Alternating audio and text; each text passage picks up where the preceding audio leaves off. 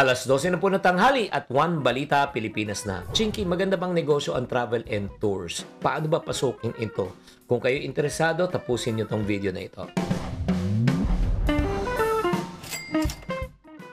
Hi there, this is Chinky Tan, your pambansang wealth coach. Isa sa pinakamagandang oportunidad po ngayon na hindi natin napapansin ay tourism. Bakit ba patok to? Anong advantages? Anong tips para magtagumpay? Bakit muna travels and tours? Number one, high in demand. Siyempre, ang mga tao ngayon, because after the lockdown, di ba, because ng pandemic, sabik na mag-travel. Ngayon talaga, ang lakas na po ng mga tinatawag na travel tours, group tours, family vacation, local man or international. Pangalawa, malaki ang kita mula sa komisyon na ito. Tour packages, di ba, yung mga travel experience. At the same time, imagine nyo, pag kayo ay babiyahe, gagastos ba kayo? Hindi. Of course, kaya yung mga pupunta doon talagang on a spending mode. And then, nakagandaan yan, pwede kang mag-focus lang sa mga local destinations kung hindi mo pa kaya mag-travel, magbigay ng international travel agencies. So, anong advantage yung starting a business just like this? Number one, mababa lang overhead cost mo. As a matter of fact, hindi mo kailangan ng malaking office space. Pwede na kayong magsimula online. Pangalawa, madali itong palakihin sa pamagitan ng partnerships. Di magmahanap ka lang ng mga taong makipag-partner ka, ang role mo lang, una, maging ahente. And then number 3, pwede kang gumawa ng unique tour packages para mag-stand out na negosyo mo. Like for example, may kakausapin ka, tapos ipapackage mo lang, tapos per person, let's say ang charge is nasa $200, pwede kang mag-charge ng $220, may $20 ka per person. Di ba? And then, pero ito lang naman po Siyempre, ang challenge naman sa mga travel, ano yan, minsan, mabagal ang booking, lalo na kung tinatawag na yung peak season, nag-aagawan yan. Tapos, number 2, napakataas ng kompetisyon, lalo na sa mga online booking platforms. At syempre, ang pagbabago po ng presyo ng airfare, hotel rates, foreign exchange, yun din po nakaka-apekto ng iyong kita. So, ang tip ko naman para sa mga taong gusto talaga pumasok, number 1, magpumili ka ng niche mo. Ang ibig sabihin ng niche, yung market na gusto mo. Gusto mo ba budget-friendly? Gusto mo ba luxury? Gusto mo ba adventurous? Pag budget-friendly, ibig sabihin price-conscious. Kung luxury, nako, sky is the limit. Kung adventurous, ibig sabihin po niyan, gusto nila yung mga eco-tourism packages. Pangalawa, napakalaga ng tinatawag na build your network. Yung tinatawag nating word of mouth advertising. Mas maganda na magpa-refer ka sa mga happy na customers mo dati. And number 3, gamitin po natin yung online presence, social media para makapag-promote. Kaya mga ka-chink, tingnan po natin ang travel tours ay magandang negosyo kung ikaw ay mahilig mag-travel, di ba? Pero tatandaan, gaya pa ng ibang negosyo, kailangan ng tamang karunungan, tamang diskarte, dahil yan ang susi ng pagyaman.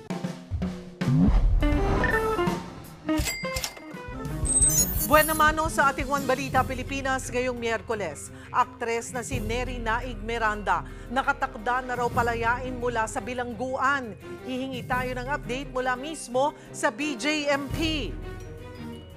Coast Guard vessels ng China ng water cannon na naman ng mga barko ng Pilipinas kaninang umaga lang. Paghahain ng ikalawang impeachment complaint laban kay Vice President Sara Duterte, kasado na ngayong araw. Matapos malamang sa Abu Dhabi pa, nagpa-notaryo ng affidavit si Attorney Harry Roque, Bureau of Immigration, pinag-aaralan ng sampahan siya ng kaso. At pasabog ng ex-girlfriend ni Anthony Jennings, niloko nga ba siya ng aktor at ng ka-love team nitong si Maris Racal?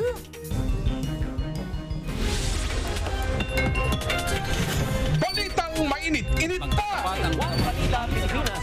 Yan ang latest sa showbiz sikahan. Ngayong tanghalian, kasalo si Cheryl Cosset. One Balita Pilipinas!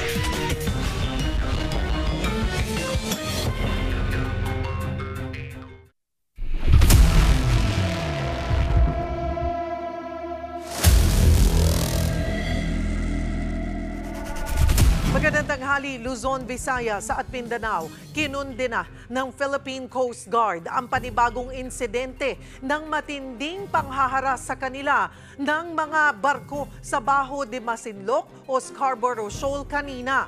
Mag-aalas 6 ng umaga nang harangin at kuyugin ng 4 na Chinese Coast Guard vessels at 2 warships ng China ang mga barko ng Pilipinas. 2 beses silang binomba ng tubig ng Coast Guard habang sinadya rin silang git-gitin ng Chinese Navy sa laot. Walang naiulat na nasaktan pero nasira ang ilang navigation antennas ng barko ng BFAR. Kasabay ito ng ginagawang routine maritime patrol ng PCG at BFAR para tulungan at suportahan ang ating mga mangingisda sa West Philippine Sea. Sa kabila na nangyari, tuloy pa rin daw ang ating mga tropa sa pagbabantay sa lugar. Nakatanggap na raw ang Bureau of Jail Management and Penology o BJMP ng release order para sa aktres at negosyanteng si Neri Naig Miranda mula sa Pasay City Regional Trial Court Branch 112. November 23 nang arestuhin si Miranda dahil sa mga kasong violation of Securities Regulation Code, estafa at syndicated estafa. Nakasuhan siya matapos tumalbog ang mga checking in-issue sa investors ng kumpanyang Dermacare Beyond Skincare Solutions kung saan naging endorser at franchisee si Neri noong 2020. Pero nag-anunsyo naman ang aktres noong 2023 na hindi na siya affiliated sa nasabing kumpanya. Para sa detalye, makakausap natin si Jail Superintendent J. Rex Bustinera, ang tagapagsalita ng BJMP. Magandang tanghali po sa inyo, sir. Yes, Ma'am Cheryl, magandang tanghali po at sa mga sumusubaybay sa inyong programa.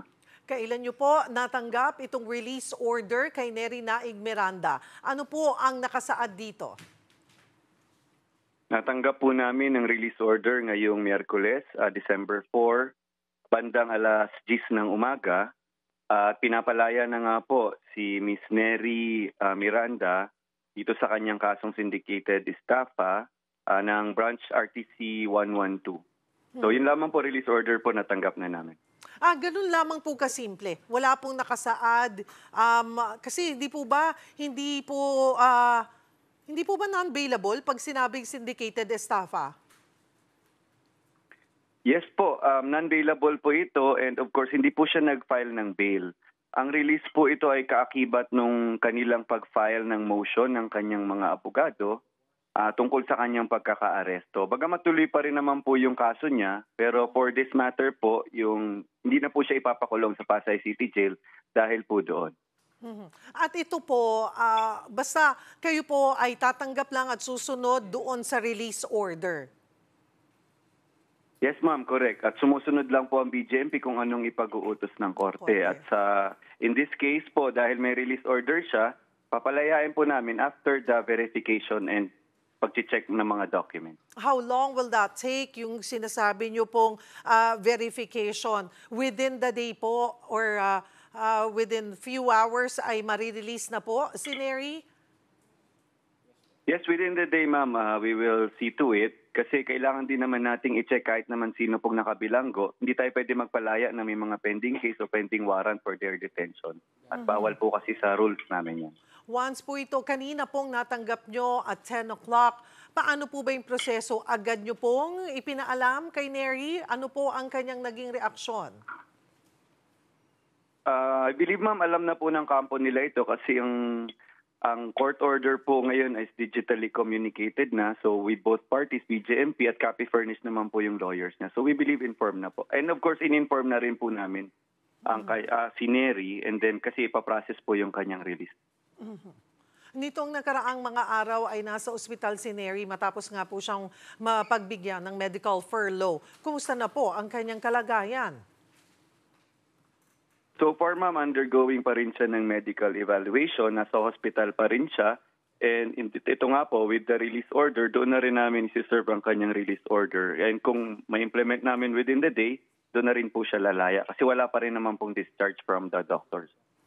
So hindi na po siya kailangan bumalik pa sa inyo No po? need na ma'am. Kung within the day ma-process na po natin yung release, lumabas na ang verification, doon na siya lalaya at hindi na siya babalik ng jail. Otherwise, hindi po kasi tayo pwede magkulong ulit na may release order na.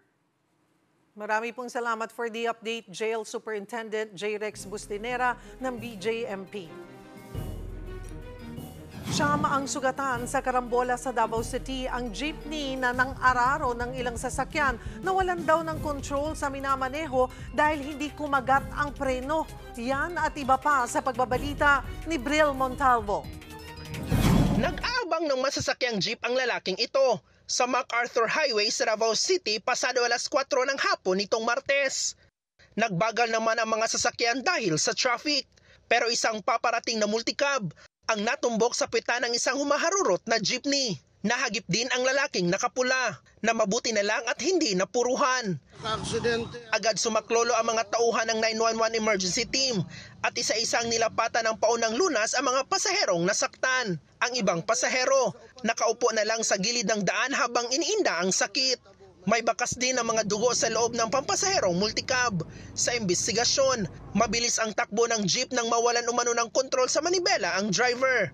Bukod sa multicab, nadamay rin ang isang kotse at minivan. Sa lakas ng impact, wasak ang harapang bahagi ng jeep. Ingon sa uban, kusog na akong dagan pero ako napansin dili mang tama naman akong dagan. Problema lang pagtamak na ko sa brake, basiyo naman siya. Kanang dili na mo pa. Humingi na ng paumanhin ang driver. Isang biktima pa ang nagpapagaling ngayon sa ospital habang ang 8 iba pa ay nakalabas na. Posibleng mahaharap ang jeepney driver sa reklamong reckless imprudence resulting to physical injury and damage to property. Sige, okay lang sir. Hindi ako makikialam sir. Titingin lang. Bahagyang nag-atensyon sa City Hall grounds ng Marawi City. Nagpang-abot kasi ang mga otoridad at mga taga-suporta ni Vice Mayor Anwar Abdul Rauf na hinahainan ng warrant of arrest mula sa Caloocan Regional Trial Court dahil sa kasong murder. Hindi naman pumalag ang opisyal at kusang sumama sa arresting officers. Hindi na nagbigay ng detalye ang otoridad hinggil sa kinasasangkutang kaso nito. Nakatagdang dalhin sa Caloocan City RTC si Abdul Rauf. Para sa One Page, Bril Montalvo, News 5. Nagpapatulong na manawagan ang magkapatid sa Palawan na gustong makasamang muli ang kanilang inang may sakit na nasa Maynila. Kritikal na raw ang ginang na mahigit 2 dekada na nilang hindi nakikita. Para bigyan ng mukha ang balita, Mobile Journal, Yeda Pascual. 25 taong hindi nagkasama ang mag-inang nakilala ko. Ang tangi nilang hiling, muli silang magkapiling bago mahuli ang lahat.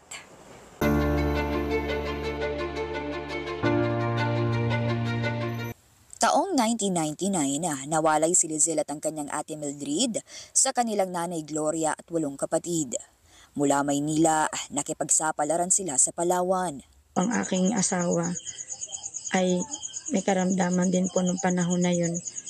Ninais po namin na umuwi ng Palawan para po ipagamot siya rito ng kanyang pamilya. Ngunit sa kasawiang palad po, siya po ay namatay din dahil din po sa sakit na cancer. Kaya po ako naiwan mag-isa na bumuhay sa aking mga anak. Sapat lang daw ang kanyang kinikita sa pagtitinda ng mga kakanin at pagtanggap ng labada para may makain sila araw-araw ng 7 anak. Kaya ang pag-uwi ng Maynila, hindi na naging prioridad sa kanya. Hanggang nito lang nakaraang buwan, mayroon siyang nabalitaan. Simula po nagkasakit ang aking ina. Nalaman ko na lang po nung nag-chat po yung aking mga kapatid sa GC po namin. Inatake daw po siya ng high blood. Mabilis daw po yung pangyayari na hindi na po siya kagad makagalaw at tumagilid na yung bibig niya. Kaya yun po, dinala po kagad nila sa ospital. Yung pangalan ko at ate ko binabanggit niya. Nung oras na po yun, para na ako natutunaw na kandila na magtitinda ako habang naglalako ako, nag-iisip ako na kung kaya ko lang lumipad, gagawin ko. Sobra po akong awang-awa sa aking ina. Wala po akong magawa. Mahal na mahal ko po yung nanay ko. Hiling ni Lizelle, sana bago mahuli ang lahat, ay muli nilang makapiling ang kanilang ina. Mama, laban ka lang ba? Kaya mo pa yan ba? Andito kami mga anak mo. Ako pa, gusto pa kita makasama sa mga kababayan ko. Tulungan niyo po kami, yung mama ko. Mahirap lang din po sila dyan sa Manila. Bahala na po, Panginoon, sa inyo magbalik ng biyaya. Sa mga buti kalooban po. Salamat po sa inyo. Ako po si Mobile Journal Yeda Pascual, nagpapaalala na ang bawat may karamdaman ay kailangan din ng kalinga. Susunod, paghahain ng ikalawang impeachment complaint laban kay Vice President Sara Duterte ngayong araw, inaabangan na. Biyahe ni dating presidential spokesperson Harry Roque sa Abu Dhabi, kumpirmado umanong iligal ayon sa Bureau of Immigration.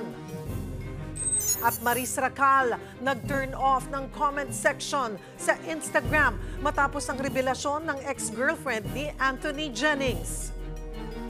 Yan at iba pa sa pagbabalik ng One Balita Pilipinas.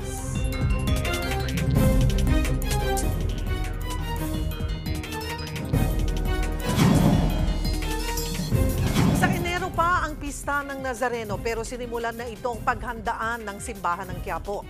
Nilakad nila ang mga kalsadang karaniwang dinaraanan ng traslasyon. Sa ngayon, hindi na nakikitang magbabago ang ruta. Pero aayusin daw ang andas para hindi masyadong mag-ipon na ang basa o moisture sa loob. Lalo't plano pa rin ituloy ang paglalagay ng salamin dito. Panawagan naman ng simbahan sa mga deboto, sa halip na itim na Nazareno ay tawagin sanang Jesus Nazareno ang puon. Dahil si Jesus naman daw talaga ang sinasalamin ng naturang imahen. Problema ng maraming graduating students ang pagkuha ng dekalidad na on-the-job training. Pero marami na raw paraan para masolusyonan yan. Para bigyan ng mukha ang balita, Mobile Journal, RR Tubise.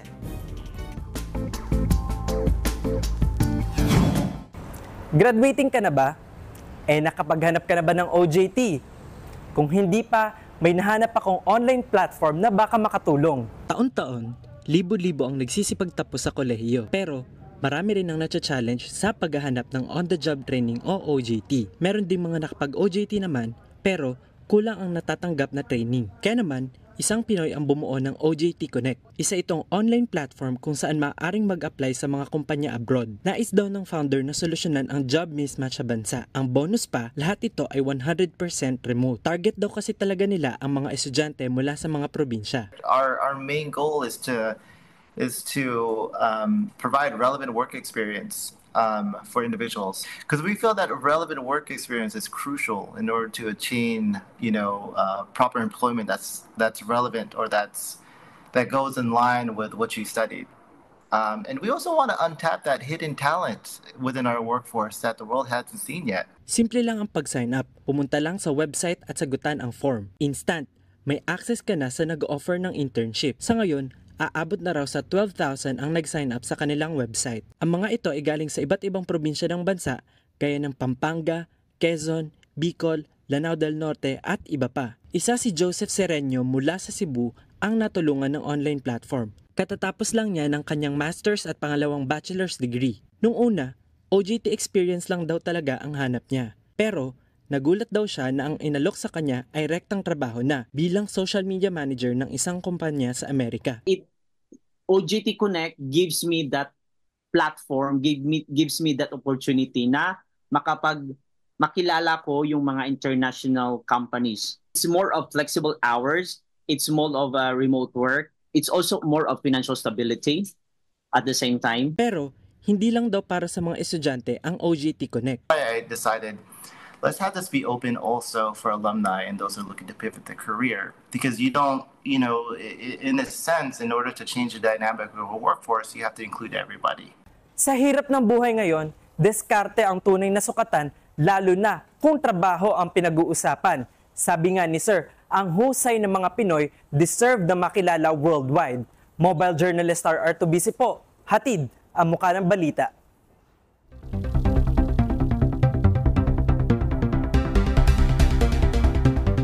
Matapos makumpirmang walang Mary Grace Piatos sa database ng Philippine Statistics Authority, wala rin daw record si Kokoy Villamin. Ang mga pangalan na ito ang ginamit sa liquidation report na isinumite sa Commission on Audit na tumanggap umano ng confidential funds ni Vice President Sara Duterte noong 2022 hanggang 2023. Isa na nga rin ito sa ginagamit bilang basihan ng impeachment complaints laban kay VP Sara. Kaugnay niyan, makakausap natin si Ms. Mariza Grande, ang Assistant National Statistician ng PSA Civil Registration Service. Magandang tanghali po sa inyo, ma'am.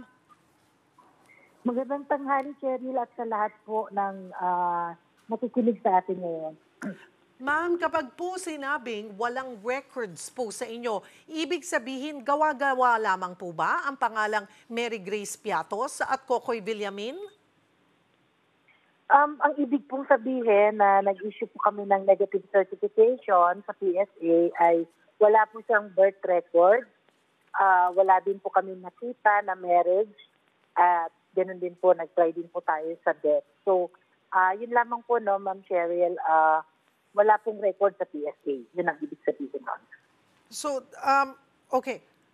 May posibilidad din ba na may maling impormasyon lang dun sa mga pangalan o hindi po nila ito tunay na pangalan? Yung ating pong kasi mga parameters sa verification, may other information like birth, yung date of birth, place of birth, yung pangalan ng magulang. So, sa ngayon, dahil ang information na meron po tayo ay first name and surname lang po, ay negative po ang lumabas na resulta sa aming verification.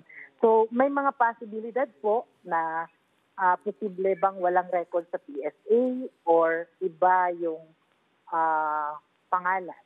I do not know kung ano, or pwede rin mag-check, no? Kaya kailangan namin additional information para maging accurate po yung ating verification na talagang wala pong record sa PSA. So very crucial po yung pangalan ng magulang at yung birth date. So, at least yung date of birth maibigay para makita natin kung talagang nag-i-exist itong mga tao na ito. Opo. Pero kung kunwari po, okay, wala po yung detalye yun, ipasok lang po yung pangalan. Di ba? Kasi minsan, pare-pareho po yung mga pangalan na yan eh. Nagkakapareho po yung mga pangalan, di ba? Nagkakaiba lang sa year or yung date of birth po. Wala at all nitong dalawang pangalan na ito na lumalabas. Wala po talaga, Ma'am Cheryl. Negative certification based sa pangalan na po na yan. Pwede rin po bang hindi lang narehistro? Kasi di ba meron pa tayong mga hindi narerehistro? Yes, tama kayo. May mga other scenarios like pwede po silang hindi nakarehistro or possible din na wala lang kaming record sa PSA at available sa local. So kaya hindi natin 100% masabi, no? Kasi isa pa lang sa information dun sa parameters na ginagamit namin sa verification. But somehow magkakaroon na po tayo ng results kasi kung kahit na ang further verification is needed para lang maging sure po tayo na wala po talagang record. Marami pong salamat, Ms. Mariza Grande ng PSA Civil Registration Service. Ngayong araw na inaasahang ihahain ng Makabayan Block ang ikalawang impeachment complaint laban kay Vice President Sara Duterte. Live mula sa Batasang Pambansa, magbabalita si Mobile Journal, Merymon Reyes. Merymon, anong update dyan? Cheryl, inaasahan ngayong hapon ang pagdating na nasa 50 representatives mula sa iba't ibang mga organisasyon at concerned citizens dito sa Batasang Pambansa. Sila raw yung mga pumirma sa impeachment complaint na hinanda ng Makabayan Block laban kay Vice President Sara Duterte. Ayon kay Kabataan Party List Representative Raul Manuel, ibinase ito sa fund utilization ng OVP at DepEd, pati ang nakikitang disrespect ni Duterte sa mga hearing ng Kamara. Unang nag-file nitong Lunes ng impeachment complaint ang 16 na individual mula sa mga advocacy at civil society groups na inendorso ng Akbayan Party List. Culpable violation of the Constitution, graft and corruption, bribery, betrayal of public trust, at iba pang high crimes ang grounds for impeachment ni Duterte. Sa ilalim ng konstitusyon at House rules, kung makakakuha agad ng endorsement ng mambabatas ang reklamo, may 10 session days ang Speaker's Office para isama ito sa order of business at i-refer ito sa Committee of Justice. Pagkatapos niyan, may 60 session days ang komite para isubmit ang report at rekomendasyon na pagbobotohan ng plenaryo. Kailangan ng 1/3 votes ang complaint bago ito matransmit sa Senado bilang impeachment court. Sa kabila, tila ng kakapusan sa oras, Cheryl, tiwala ang House leaders na mapapalusot nila ang impeachment. Cheryl. Maraming salamat, Mobile Journal, Mary Mon Reyes. Samantala, pinag-aaralan na ng Bureau of Immigration na sampahan ng kaso si dating presidential spokesperson Harry Roque. Posible sa illegal na paraan daw kasi siya lumabas ng bansa dahil wala siyang record na dumaan sa immigration. Nakumpirmang nakalabas ng bansa si Roque matapos magpanotaryo ng counter affidavit sa kasong qualified human trafficking sa Abu Dhabi. Kaugnay niyan, makakausap natin si Bureau of Immigration spokesperson Dana Sandoval. Magandang tanghali po sa inyo, ma'am. Hi, magandang tanghali po sa inyo. Ma'am, ano pong kaso ang posibleng isampa kay dating presidential spokesperson Harry Roque kasunod nga nitong kumpirmasyon na nakalabas siya ng bansa pero walang record sa immigration? Yes, kahapon po nagkaroon ng pagpupulong ang legal team ng ating pamunuan at inaaral po kung ano yung maaring ikaso dito po kay former spokesperson Harry Roque. Nakita po na actually walang legislation specifically saying na illegal yung na may punitive action for those who are leaving the country illegally through illegal means kung ang isang tao na gumawa nun ay isang Filipino national. Ito po ay maaari umano na mahulog sa ibang uri ng violation kagaya ng falsification of public documents. Kung sakaling may ginamit siyang dokumento na pineke, kinalaw upang makaalis ng bansa at tanggapin po doon sa port of destination. Pwede po ba siyang mapadeport kung nasaan man siyang bansa dahil po dito?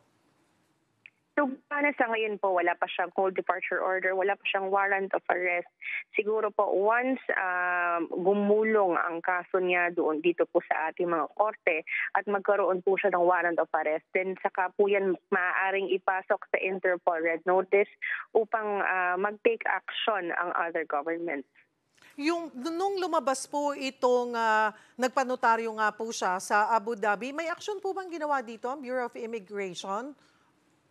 Yes, nakikipag-ugnayan po tayo with the Department of Justice and the Philippine Embassy in Abu Dhabi para makakuha po tayo ng information about how he was able to depart. Maaring meron silang kopya ng kanyang pasaporte or at least kanyang travel itinerary para makita po natin ano yung mga dinaanan na bansa. Kasi most probably po hindi po yan direct from the Philippines to Abu Dhabi. There might have been a layover somewhere in Asia, and that's what we are looking at. Lumalabas na katulad din po ba ito nung ginawa ni na Alice Guo? Hindi po natin masasabi na exactly the same because there might have been a different method na ginamit or different na pamamaraan or area na dinaanan. But essentially, yung illegal na pag-alis po while not using our formal ports where immigration personnel are manned or stationed, parehas po ang naging modus nila. Nag-iimbestiga rin po ba kayo kung posibleng may mga kasabwat po siya? It's part po of the investigation sa atin pong pamunuan. Wala naman po tayo sa ngayon na nakikita na links or any indication na meron pong empleyado ng Bureau of Immigration na involved.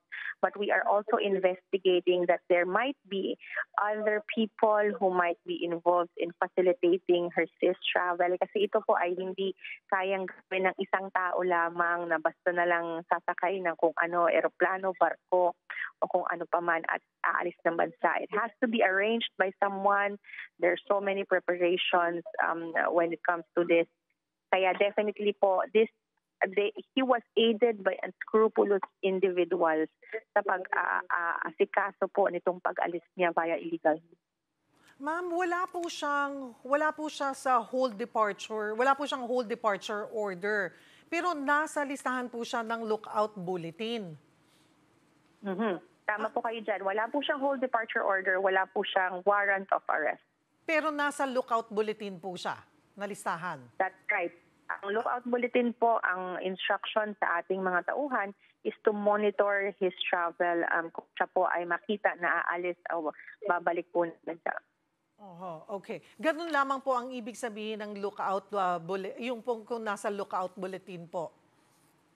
Ang lookout bulletin po, yes, to monitor his travel but not necessarily to stop his travel, affect any arrest. Yun po ang kinakailangan ng order from the court, specifically saying to bar his travel or to arrest him. Pero kahit yun po ay wala pong na-monitor ang Bureau of Immigration. Sa ngayon po, wala pa po tayong natatanggap na ganung order from the court or from any competent authority. Ma'am, isingit ko na rin po yung issue sa 13 Pinay surrogate mothers na nahatulan ng 4 na taong pagkakakulong sa Cambodia.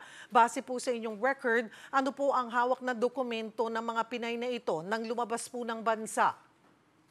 Karamihan po sa kanila ay nakaturista po, nagpanggap po na mayroong legitimate reasons of going out of the country, but they end up doing something illegal doon po sa bansang Cambodia. Kasama po ang immigration doon sa pakikipag-ugnayan ng IACAT with them para masigurado po ang kanilang safety.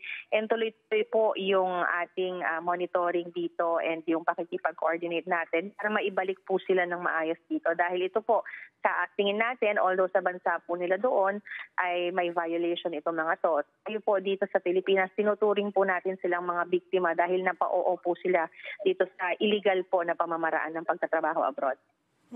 So, nandoon po ba yung posibilidad nga na mapauwi po, imbis na makulong po sila ng 4 na taon? We are hoping po that through the talks of our representatives there ay ma-request natin ang kanila pong pagbalik dito sa Pilipinas. Ano po ang paghihigpit na ginagawa ng Bureau of Immigration para mapigilan ang pambibiktima sa mga kababayan natin sa surrogacy scheme na ito?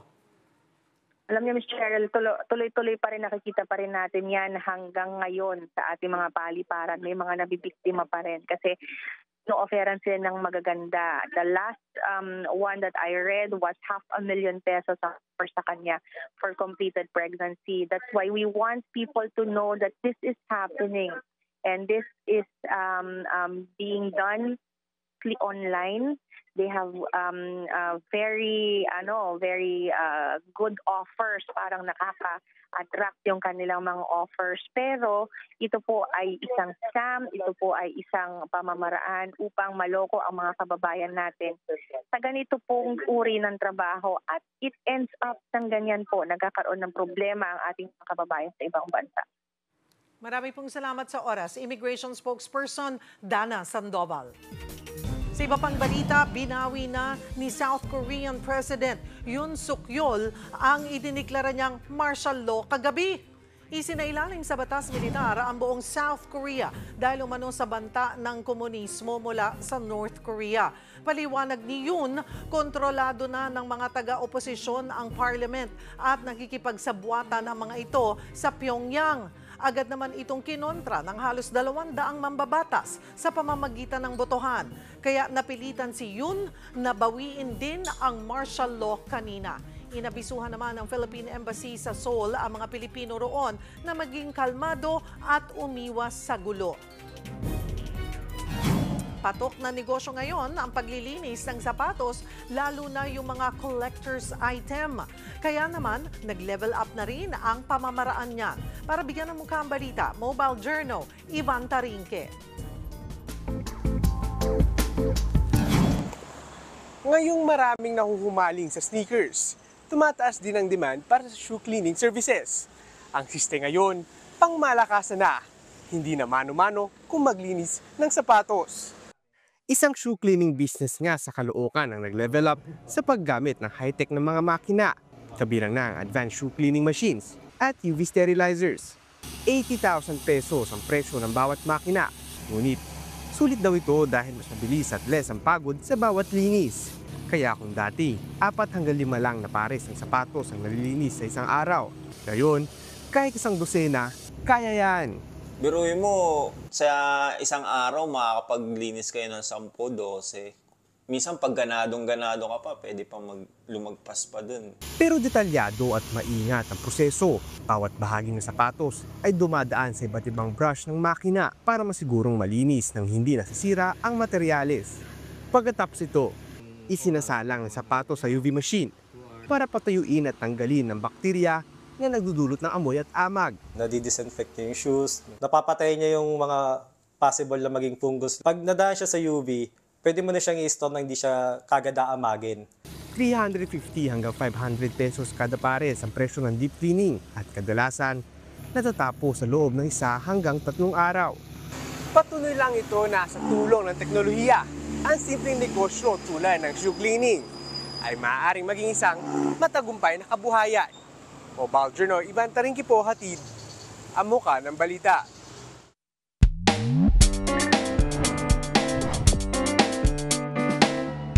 Magandang tanghali mga kapatid.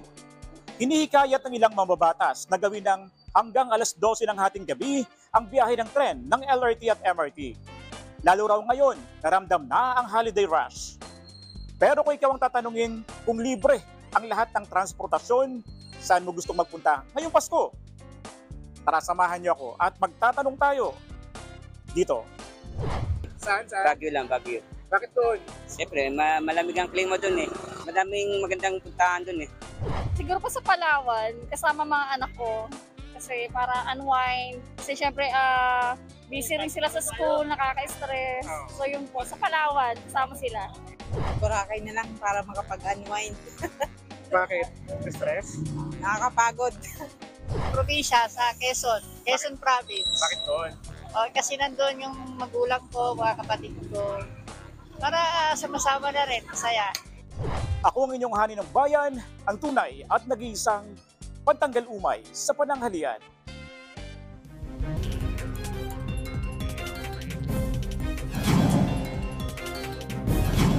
Posible raw tumaas ang presyo ng isda ngayong magpapasko dahil sa mga nagdaang bagyo na sumabay pa sa napipintong closed fishing season. Ang solusyon ng gobyerno, bumili ng isda abroad. Para bigyan ng mukha ang balita, Mobile Journal, Francis Orso.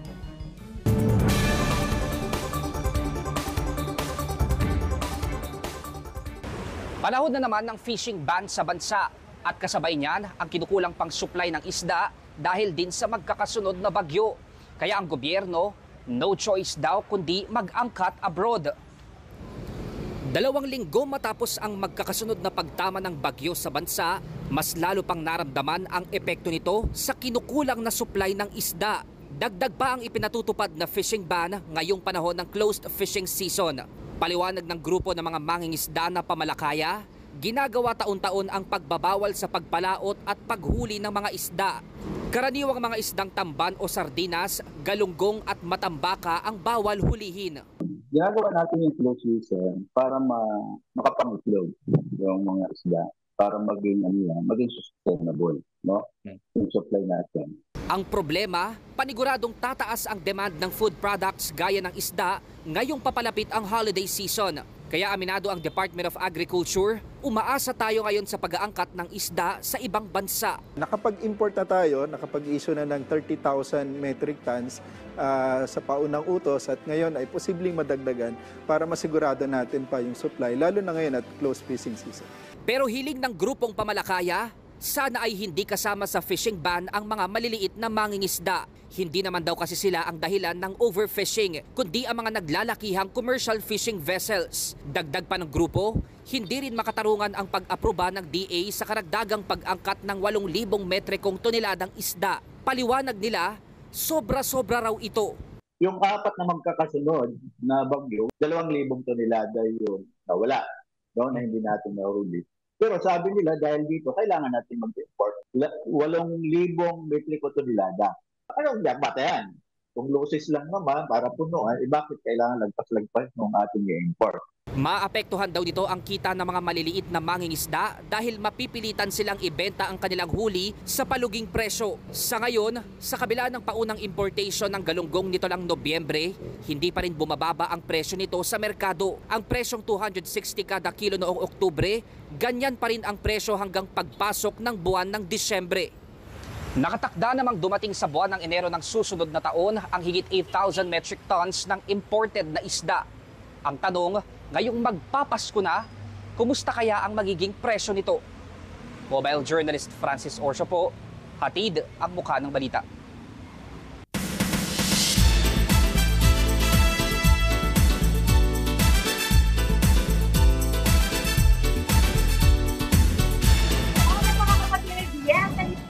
Ngayon sa Singapore dahil ngayon naman ang ina-attenda natin Asia TV Forum and Markets. So nandito siyempre ang MTCP, ang malalaking producers natin mula sa Pilipinas. Kabilang na siyempre ang ilan pa mga independent producers kagaya nga ng Rain Entertainment na nag-invite sa atin dito dahil bukas ila-launch nila sa main stage ang Drug War, isang serye na talaga namang hot topic pagdating dito sa Pilipinas at sa ibang bansa. Ang maganda pa rito, ang bida rito si Ian Federacion na makakausap natin bukas na bukas din. Pero mamaya, hindi lang yan. May isa pang ganap na maraming Filipino superstar na nandito ngayon sa Singapore. Ang Asian Academy Creative Awards kung saan ang host niyan ay si Raymond Gutierrez. Ang mamaya makasama nga natin si Mon. Dahil isang karangalan, di ba? Lagi siyang host nito. At ngayon nga, nominado for supporting actress si Kyla Estrada. At nandiyan din si Cocoy De Santos and our very own from One News, Miss Kathy Yang. Best factual TV presenter. So talagang aabangan nyo yan from us dito sa Singapore as we give it to you blow by blow dito sa One Balita Pilipinas. Pero ito may pa-blow by blow din tayo. Ang hot topic na gabi. Bago lahat tayo matulog ng hating gabi ang pasabog ng ex ni Anthony Jennings. At nadawi pa po ito si Maris Nacal. Narito pong report. Pahating gabi ng Martes, nang mag-post ng Instagram story ang ex-girlfriend ng aktor na si Anthony Jennings, sabi ni Jamela Villanueva, matapos nang marinig ang mga salita patungkol sa kanya at ng kanyang pamilya, ay hindi na niya kayang manahimik pa. Nagpapasalamat naman daw siya kay Anthony sa pagsisiwalat ng totoo. Kasabay nito, ang pagbabahagi niya ng kanya raw truth. Kabilang na nga rito ang ilang screenshot ng umunoy bahagi ng betrayal conversation sa pagitan ni Anthony at ng aktres na si Maris Nacal. May mga pagkakataong nagkapalitan daw ang dalawa ng mga mensahe katulad ng I love you, come be my pillow, kiss na lang kita mamaya, at that was hot. Sa puntong yan, kinompronta raw ito ni Jam at inamin ni Anthony na hinila siya sa girl CR ng aktres at nag-makeout sila. Tinanong daw ni Jam kung bakit ito pinayagan. Ngunit lagi raw dinadahilan ni Anthony na kailangang unawain si Maris dahil magka-love team sila. Sa huli, nagpasalamat pa rin si Jam sa 7 taong naging rock, best friend at partner niya si Anthony. Mensahe niya sa ibang mga babae, huwag siyang gagayahin na tumagal na 3 buwan bago niya natanggap ang realidad ng sitwasyon. Hinayaan daw niya itong mangyari sa pag-aakalang ito ang paraan para suportahan sina Anthony at Maris noon. Aminado rin si Jam na hindi ito madali at may pagkakataong she's wishing things could just go back to the way they were. Pero pasalamat daw siya sa lahat ng mga taong nakakuha ng strength sa kanyang story. Eto naman mga kapatid ha, meron talaga tayo mga update din sa Metro Manila Film Festival dahil ngayong araw na ito may mga grand launch ang indang mga NFTs na gaya na lang siya dito, Topa at syempre yung ang Himala. But bukod dyan, kahapon na naka-one-on-one natin ang star promotion sa si Vilma Santos na talaga namang dive tayo sa mga aabangan natin sa kanya pagdating sa Uninvited sa Metro Manila Film Festival. Yan at ang iba pa sa report na ito. Golf for a Cause. Yan ang paandar ng Metro Manila Film Festival sa layunin nitong paigtingin ang kalidad ng Filipino films. Star-studded ang fundraising para sa MOAL Fund. Si Derek Ramsey, nabigyan daw ng golf visa, aka napayagang maglaro ng asawang si Ellen Adarna. I play golf in the morning, come back home, Ellen's awake, baby's awake. Play with the baby, to have time with my wife. She goes to sleep in the afternoon. If I'm still have the energy, I'll go play another round. The golf course is like 5 minutes away from me. Last October lang nang i-welcome nilang kanilang unika iha. Naikwento pa niya ang pregnancy journey ni Ellen. She lost all the weight. She's Super payat. She's really enjoying the journey. That was all new to me. Hindi ako naniwala. Really, hormones can affect. Oh my gosh, yeah, it really can. And it's amazing how strong a woman is. May mga unang anak sa kanilang past relationships na Derek at Ellen. Nasa UK ang panganay ni Derek na si Austin na nag-aaral ng computer science sa isang university, habang si Elias naman ay busy bilang kuya sa bagong baby sister niya. May balak pa nga ba silang palakihin ang kanilang pamilya? We're enjoying this time now, so I want Ellen to get some time to heal, but she's 36, so parang ayoko nang i-risk. We have Elias, we have Liana. I mean, what more can you ask for? Present din si The Kingdom star Christine Reyes, aka Dayang Matimyas, kasama ang nobyo na si Marco Gumabaw. I'm super excited and I'm excited na mapanood na to ng lahat kasi ako proud ako dito sa The Kingdom. Are you proud? Yes, and I'm excited to watch sa premiere night on the 20th, right? It's a new genre. It's coming sa premiere night. Abangan ang The Kingdom sa MMFF ngayong Pasko. 62 years na sa showbiz, pero wala pa rin kupas ang Star for All seasons sa si Vilma Santos. Last year lang, nang manalo siya ng MMFF Best Actress Award para sa When I Met You in Tokyo. Ngayong taon naman, hataw uli si Ate V na bida sa highly anticipated film na Uninvited. Ang mantra niya, hindi naman ibig sabihin na porque you're mentioning na nanalo ko ng maraming Best Actress Award, hindi ibig sabihin na you're the best. You're only good as your last film. Dark thriller suspense ang Uninvited na tungkol sa nanay na gagawin lahat para magkaroon ng hustisya ang anak. Kasama ni Ate V rito, sina Aga Mulak at Nadine Lustre. Sa Pasko naman, hindi lang daw siya basta magpo-promo Magtinda pa rin ako ng ticket. Bumalik lang po yung mga tao sa sinihan. Yes, okay lang. For 10 movies, not only for Uninvited, just to make sure maging successful ang Golden. It's the golden anniversary of Metro Manila Film Festival. Si Ate V ang most awarded Best Actress sa Pilipinas ever. Kaya naman di na nakapagtataka ang kampanya ng kanyang mga co-actors na hirangin siya bilang national artist. Say dyan ni Ate V, kung ukol, bubukol. Kung hindi naman, hindi bubukol. At saka hindi naman yan ang kabuhay mo. You get me? At this point in my life, marami pa rin. Importante yan, why not? Diyos ko, being a national artist. Pero hindi yan ang buhay mo. Alright, guys, yan munang latest dito sa Showbiz. Bukas, abangan nyo pa yung mga update natin. Marami pa yan lalo, Yan muna latest. Back to you guys in the studio.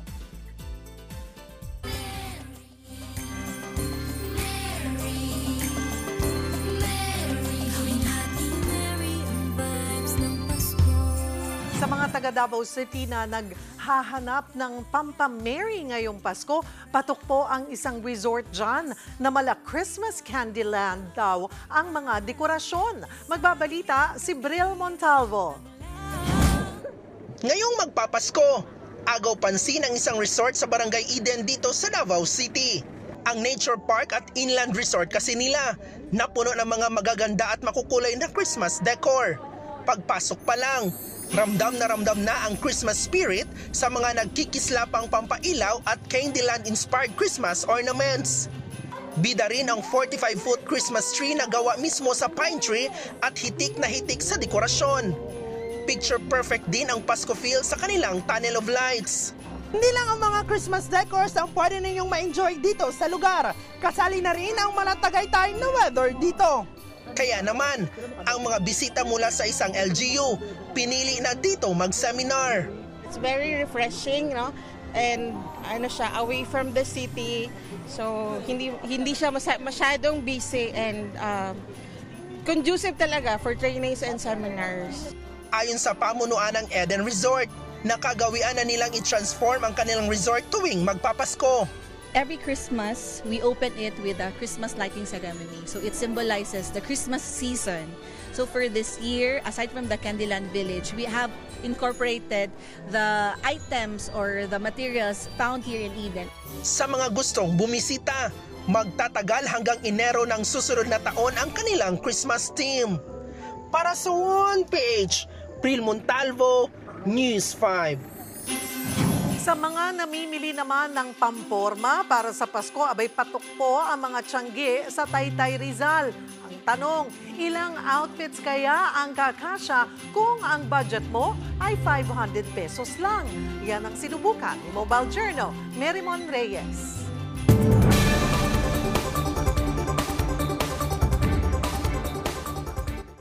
Panigurado pagpasok ng December, sunod-sunod na ang mga Christmas at New Year parties. Pero hep, may outfit ka na ba? Welcome to Taytay, kung saan mga damit panlalaki man, pambabae, bata man o matanda, small size hanggang plus size, mahahanap mo mula sa halos 30 tiyangge sites nito. At dahil holiday season, buhos na naman ang mga mamimili. Dahil bukod sa mura, marami pang disenyo na mapagpipilian. Maraming sobrang. Kasi yung mga nagka-Christmas party sa mga office, mga student. Yung first week to second week, lalo na before Christmas, maraming pumupunta po. Traffic po dyan. Kahit hanggang doon sa Tikling, traffic po. Meron din silang tinatawag na bagsakan days, kung saan maraming bagong stock at klase ang inaabangan. Kaya ano pa hinihintay natin? Shopping time na! Kung merong challenge na nauuso, kung saan maghahanap ng Christmas OOTDs for 1K, sinubukan naman natin kung anong mabibili sa 500 piso. Kayo po ba, ano po ang marirecommend nyo para sa mga maki-Christmas party? Ito, yung mga ganito, bago, yung mga vest. Magkano po ito? Pwede naman na Ipapack na. 600, kaso 500 po kailangan. Pwede ng 500. Tingnan nyo yan, 35 pesos lang. One shoulder na, tapos may puff sleeve pa. Sige, kunin ko po to. Thank you. 500 pesos minus 35 pesos. So, meron pa tayong 465 pesos. So, ito 85 each lang. May isa pa tayo. Magkano po ulit ito, ma'am? 100 pesos. Kunin ko na rin po. To complete yung look, nakahanap din tayo ng skirt for 100 pesos. At isa pang Christmas night out outfit na pang malakasan for only 140 pesos. 5 OOTDs for only 460 pesos. Kaya naman pala dinadayo pa ang mga tiyangge na ito. Hindi lang kasi sa budget nagiging sulit ang pamimili. Ultimo mga merchants, G na G tulungan kang mahanap ang fashion pegs na nakakapagpataas din ng self-confidence. Pack na pack, sure na sure, plakado. Hindi raw kailangan gumastos ng pagkalaki-laki para sa OOTDs. Ang kailangan lang ay budget na babantayan at fashion sense na susundan. Mobile journalist Merimon Reyes po, hatid ang muka ng balita. Mga kapatid, 21 days na lang, Pasko na.